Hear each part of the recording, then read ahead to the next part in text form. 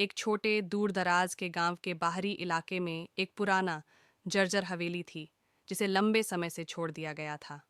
स्थानीय किंवदंती थी कि इस घर में एक महिला की आत्मा भटकती है जिसकी 1 सदी पहले दुखद रूप से मौत हो गई थी।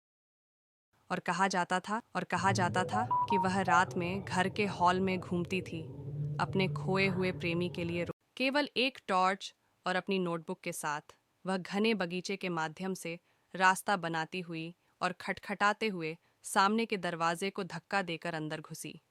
जैसे जैसे सारा अंधेरे धूल भरे कमरों से होकर गुजरी, उसे बेचैनी का बढ़ता हुआ एहसास हुआ। छायाएं उसकी टॉर्च की रोशनी से परे हिलती डुलती प्रतीत हो रही थीं। उसे लगभग भूले बिसरे रहस्यों की हल्की फुसफुसाहट सुनाई दे रही थी।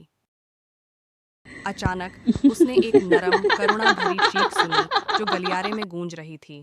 दिल जोर जोर अचानक साहस जुटाते हुए उसने सीढ़ियां चढ़नी शुरू की। हर कदम पर खतरनाक आवाजें आ रही थीं। सीढ़ियों के ऊपर उसने खुद को एक लंबे साहस जुटाते हुए उसने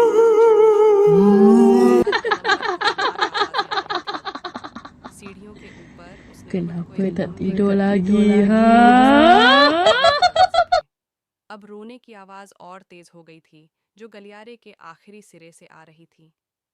सारा डर साहस जुटाते हुए उसने सीढ़ियां चढ़नी शुरू की। हर कदम पर खतरनाक आवाजें आ रही थीं। सीढ़ियों के ऊपर उसने खुद को एक लंबे गलियारे में पाया जिसके दोनों तरफ बंद दरवाजे थे।